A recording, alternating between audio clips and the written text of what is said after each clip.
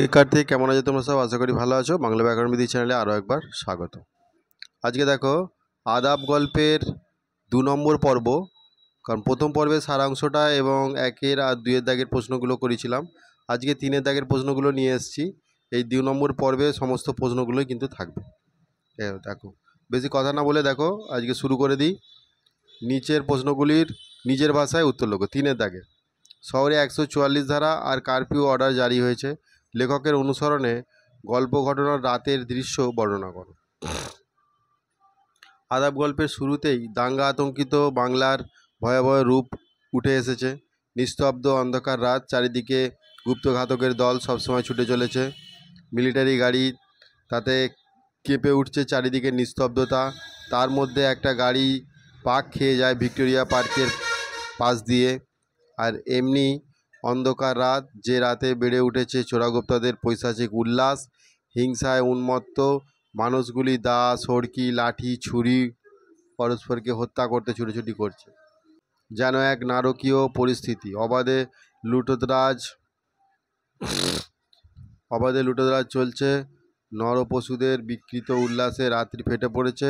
বস্তিতে কানে ভেসে আসছে অসহায় নরনারীর আর্তনাদ। পরিস্থিতি নিয়ন্ত্রণে আনতে পুলিশ দিকবিদিক জ্ঞানশূন্য হয়ে গুলি চালাচ্ছে।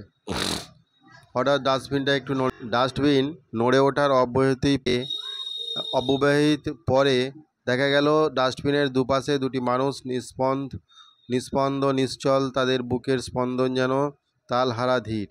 4টি চোখে ফুটে উঠেছে ভয়, সন্দেহ আর উত্তেজনা। পরস্পরের প্রতি তাদের কোনো বিশ্বাস নেই।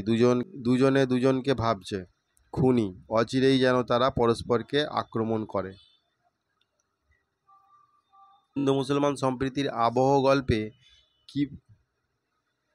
কিভাবে রচিত হয়েছে। হিন্দু মুসলমান সম্প্রীতির আবহ গল্পে কিভাবে রচিত হয়েছে তা বিশ্লেষণ করো। আদাব গল্পে হিন্দু মুসলমানের মধ্যে যে সম্প্রীতির পরিবেশ রচিত হয়েছে তা বিশেষভাবে চোখে পড়ার মতো। যেমন ডাস্টবিনের ধারে সদ্য পরিচিত 2 ভিন্নধর্মী মানুষ একসঙ্গে বিড়ি খায়, সুখ দুঃখের কথা বলে। বিশেষ করে দাঙ্গার ফলে মুসলমান নায়ের মাঝি বলে তার নৌকা হারানোর কথা, আর সুতা মজুর জানায় তার বোনের বিধবা হওয়ার কথা। তারা বুঝতে পারে না মানুষ এত নির্মম হয় কি করে। এইভাবে তারা শহরের গলি কুজিতে লুকোয় পরস্পরকে পালিয়ে যেতে সাহায্য করে। সুতা মজুর মাঝির পরিবারের কথা ভাবে, আবার তার মৃত্যুতে বেদনাহত হয়ে ওঠে। এমনকি মাঝির ভাই সম্ভাষণও বুঝিয়ে দেয় গল্পে তাদের পারস্পরিক নির্ভরতা। মুহূর্তগুলিও কাটে যেন মৃত্যুর প্রতীক্ষার মতো। সেই রুদ্ধ উত্তেজনাকার মুহূর্তগুলির ছবি গল্পে কিভাবে ধরা পড়েছে তা দৃষ্টান্ত আলোচনা করো। শহরে দাঙ্গা বেঁধেছে হিন্দু মুসলমানে, কখনো শোরগোল, কখনো নিশ্চুপ মৃত্যুতে।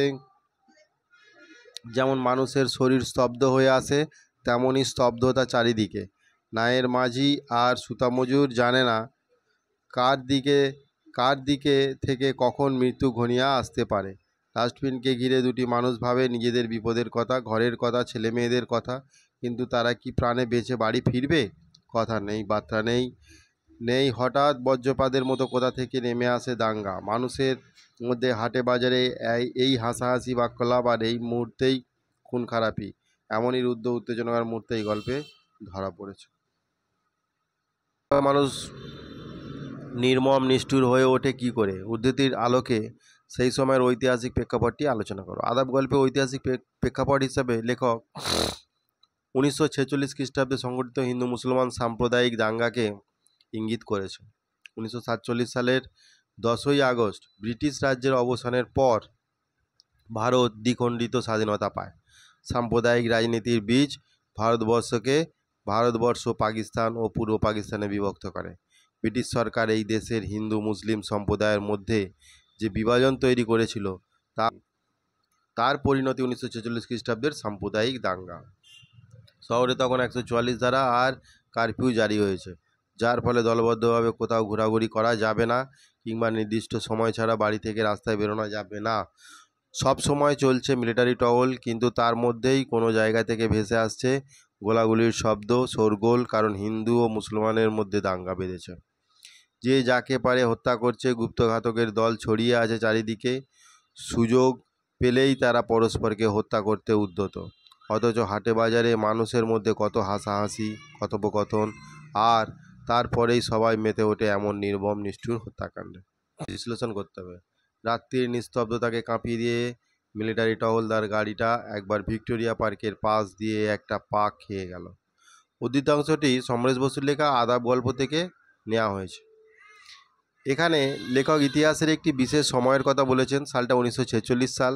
বাংলাদেশের প্রধান শহরে তখন দাঙ্গা বেঁধেছে হিন্দু মুসলমান। সেই দাঙ্গা ঠেকাতে রাতের শহরে ছুটে চলেছে মিলিটারি টহলদার গাড়ি, যার শব্দে কেঁপে উঠছে রাত্রির নিস্তব্ধতা। এমনই একটি গাড়িকে দেখা গেল ভিক্টোরিয়া পার্কের পাশ দিয়ে পাক খেতে। এই কথাটি লেখক উক্ত পংক্তিটির মধ্যে বলেছেন। স্ক্রিনের দুই পাশে দুটি প্রাণী, নিস্পন্দ নিশ্চল। উদ্ধৃতাংশটি সমরেশ বসুর আদাব গল্প থেকে গৃহীত। লেখক 1946 খ্রিস্টাব্দে দাঙ্গা বিধ্বস্ত একটি শহরের ছবি ফুটিয়ে তুলেছেন আলোচ্য পংক্তিটির মধ্যে। এখানে ডাস্টবিনের পাশে দুটি নিস্পন্দ নিশ্চল প্রাণীর কথা বলা হয়েছে। তারা আসলে একজন হিন্দু সুতা মজুর আর একজন মুসলমান নায়ের মাঝি। উভয়ের দৃষ্টি ভয়, সন্দেহ আর উত্তেজনায় তীব্র হয়ে উঠেছে বলে তাদের এরকম অবস্থা। স্থানকাল ভুলে রাগে দুঃখে মাঝি প্রায় চেঁচিয়ে ওঠে। উদ্ধৃতাংশটি সমরেশ বসুর আদাব গল্প থেকে গৃহীত হয়েছে। একজন হিন্দু ও একজন মুসলমান উভয়ই প্রাণভয়ে ভীত হয়ে একটি গলির সামনে পড়ে থাকা ডাস্টবিনের পাশে আশ্রয় নেয়। তখন কাছাকাছি শোরগোল শুনতে পেয়ে তারা সেখান থেকে পালানোর পথ খোঁজার চেষ্টা করে। সেই কথাই এখানে বর্ণিত হয়েছে। কিন্তু অবস্থা ভালো নয় দেখে সুতা মজুর নায়ের মাঝিকে পালিয়ে যেতে নিষেধ করে। মাঝি ভাবে সুতা মজুরের হয়তো কোনো বদ অভিপ্রায় আছে এবং এইরকম কিছুক্ষণ চলতে থাকার পর সুতা মজুর নায়ের মাঝিকে জিজ্ঞেস করে সে কোন জাতির লোক। সে জানে না। শেষে যদি তাকে মারার জন্য তাদের দলবল নিয়ে আসে। এরকম কথা শুনে আশ্চর্য হয়ে মাঝি তখনই স্থানকাল ভুলে রাগে দুঃখে চেঁচিয়ে ওঠে। অন্ধকারের মধ্যে দুজোড়া চোখ অবিশ্বাসে উত্তেজনায় আবার বড় বড় হয়ে উঠল। সমরেশ বসুর আদাব গল্প থেকে উদ্ধৃতিটি গৃহীত হয়েছে। দাঙ্গা বিধ্বস্ত একটি শহরে দুটি গলির মাঝখানে অবস্থিত একটি ডাস্টবিনকে ঘিরে একজন মুসলমান নায়ের মাঝি এবং অন্যজন হিন্দু সুতা মজুর গোপনে আশ্রয় নিয়েছে। কিন্তু তারা কেউই একে অপরের পরিচয় জানে না। অবশেষে সুতা মজুর নায়ের মাঝিকে একটি বিড়ি খেতে দেয়। তার জন্য চাই আগুন, কিন্তু ভিজে দেশলাই কাঠি জ্বলতে চায় না। এক সময় মাঝি সুতা মজুরের হাত থেকে দেশলাইটি প্রায় ছিনিয়ে নিয়েই জেলে ফেলে আর প্রকাশিত হয় তার আসল পরিচয়। চমকে ওঠে সুতা মজুর। কাঠি নিভে যায় বাতাসে। ঠিক সেই সময় অন্ধকারের মধ্যে দুজোড়া চোখ অবিশ্বাসে উত্তেজনায় বড় হয়ে ওঠে। সমরেশ বসু এভাবেই আলাপ গল্পে ইতিহাসের একটি বিশেষ সময়কে তুলে ধরেছেন। সুলতা মজুর হয়ে গেছে, সুতা মজুর হবে। সুতা মজুরের বুকের মধ্যে টনটন করে ওঠে। এটা আদাব গল্প থেকে নেই, যেটা বারবারই তোমরা এটা উল্লেখ করবে। নায়ের মাঝি আর সুতা মজুর দাঙ্গা বিধ্বস্ত একটি শহর থেকে বাড়ির দিকে পা বাড়ানোর চেষ্টা করে, কিন্তু নানা প্রতিকূল অবস্থা তাদের বাধা দেয়। তবে বাদামতলির ঘাটের সন্ধান পেয়ে মাঝি সেই দিকে যাবে বলে স্থির করে। সুতা মজুর বিপদের আশঙ্কায় তার কামিজ চেপে ধরে, কিন্তু তবুও মাঝি চলে যেতে চায়। সুতা মজুরকে সে খুব কাকুতি মিনতি করেই জানায় তাকে যেন সে ছেড়ে দেয়। কাল ঈদ, ছেলে মেয়ের নতুন জামা পরবে, বাপজানের কোলে চড়বে। এরকম একটা দৃশ্যের কল্পনা করে মাঝি। সুতা মজুরের কথা রাখতে পারে না। তার গলায় স্বরে বিষণ্ণতা নেমে আসে। ঠিক এইরকম একটি মুহূর্তে সুতা মজুরের বুক টনটন করে ওঠে। ভুলুম না ভাই এই রাতের কথা। 1947 খ্রিস্টাব্দে সাম্প্রদায়িক দাঙ্গার পটভূমিতে লেখা সমরেশ বসুর আদাব গল্প থেকে এই পংক্তিটি গৃহীত হয়েছে। এখানে হিন্দু সুতা মজুর আর মুসলমান নায়ের মাঝি দাঙ্গা বিধ্বস্ত একটি শহরে একটি ডাস্টবিনের আড়ালে আশ্রয় নেয়। কারণ কোনো মানুষ 144 ধারা আর কারফিউ জারি থাকার ফলে দলবদ্ধভাবে প্রকাশ্যে সন্ধ্যাবেলায় বেরোতে পারছে না। কিন্তু গল্পে উল্লেখিত দুটি মানুষ আলাদা সম্প্রদায়ের হলেও তারা দুজনেই শ্রমজীবী এবং উভয়ই দুঃখ দারিদ্র্যের শিকার, দাঙ্গার শিকার। তাই তারা পরস্পরের প্রতি সহানুভূতিশীল, পরস্পরের সহমর্মী। সেই জন্য মৃত্যু বিভীষিকা শহরের মধ্যে থেকে মাঝি 7-8 দিন পর নিজের বাড়ি যেতে চায়, কিন্তু সুতা মজুর তার বিপদের কথা ভেবে বারবার বাধা দেয়। তার এই ব্যবহারের পরিপ্রেক্ষিতে মাঝি তাকে জানায় সে এই রাতের কথা ভুলবে না। নিচের বাক্যগুলি থেকে অব্যয়পদ খুঁজে নিয়ে কোনটি কোন শ্রেণীর অব্যয় তা নির্দেশ করো। শহরে 144 দ্বারা আর কারফিউ জারি অর্ডার হয়েছে। আর অব্যয়, তারা গুলি ছুঁড়ছে দিকবিদিক জ্ঞানশূন্য হয়ে আইন ও শৃঙ্খলা বজায় রাখতে। ও সংযোজন অব্যয়, উভয়ই একটা আক্রমণের প্রতীক্ষা করতে থাকে, কিন্তু খানিকক্ষণ অপেক্ষা করেও কোনো পক্ষ থেকে আক্রমণ এলো না। কিন্তু সংকোচন অব্যয়, আর মতলবটা তো ভালো মনে হইতেছে না। তো আলংকারিক অব্যয়, মাঝি এমনভাবে কথা বলে যেন সে তার কোনো আত্মীয় বন্ধুর সঙ্গে কথা বলছে। যেন সংশয়াত্মক বা সমুচ্চয়ী অব্যয়, নিচের বাক্যগুলি থেকে সন্ধিবদ্ধ পদ খুঁজে তাদের সন্ধি বিচ্ছেদ করো। এখানে চতুর্দিক, চতু যুক্ত দিক বিসর্গ সন্ধি। এখানে আছে দেখো উল্লাস, উত যুক্ত লাস, নির্জীব, নি যুক্ত জীব, দাঁতে দাঁত চেপে।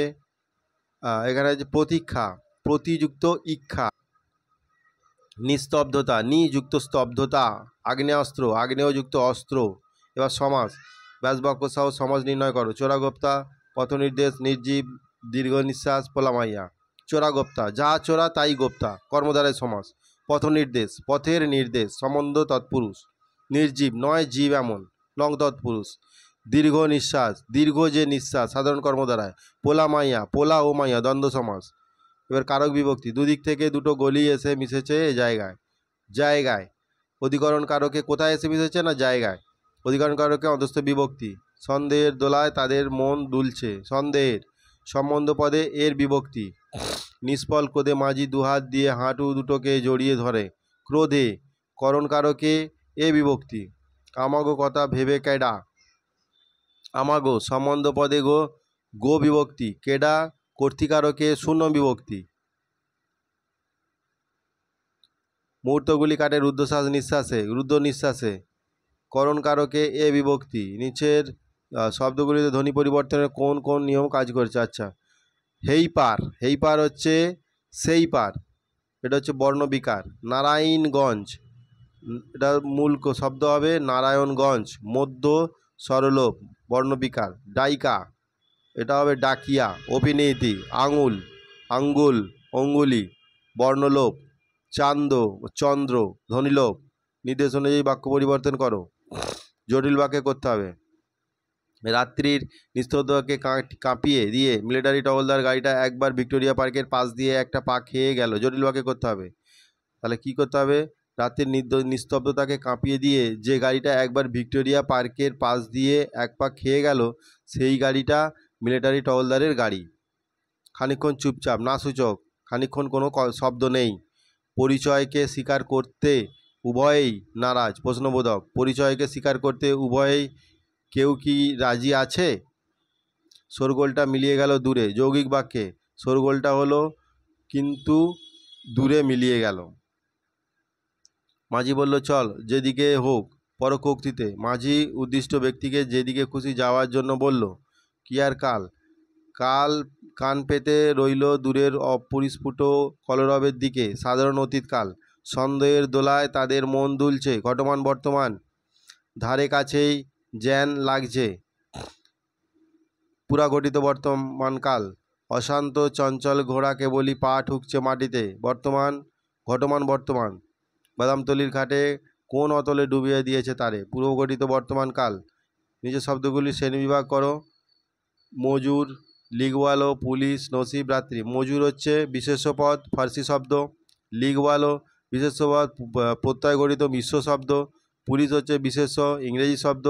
নসিব হচ্ছে বিশেষ্য আরবি শব্দ। রাত্রি হচ্ছে বিশেষ্য তৎসম শব্দ। তাহলে এই হলো তোমাদের আদাব গল্পের দ্বিতীয় পর্বের সমস্ত প্রশ্নগুলো। তোমরা অবশ্যই চ্যানেলটাকে সাবস্ক্রাইব করে রাখো, এবং সামনে যে পুজো ছুটি আছে, লং ছুটি আছে, এই সময়টা তোমরা একটু চেষ্টা করো ইউটিউবের বিভিন্ন ভিডিও দেখার জন্য। শুধু আমার ভিডিওই নয়, বিভিন্ন ভিডিও দেখার জন্য।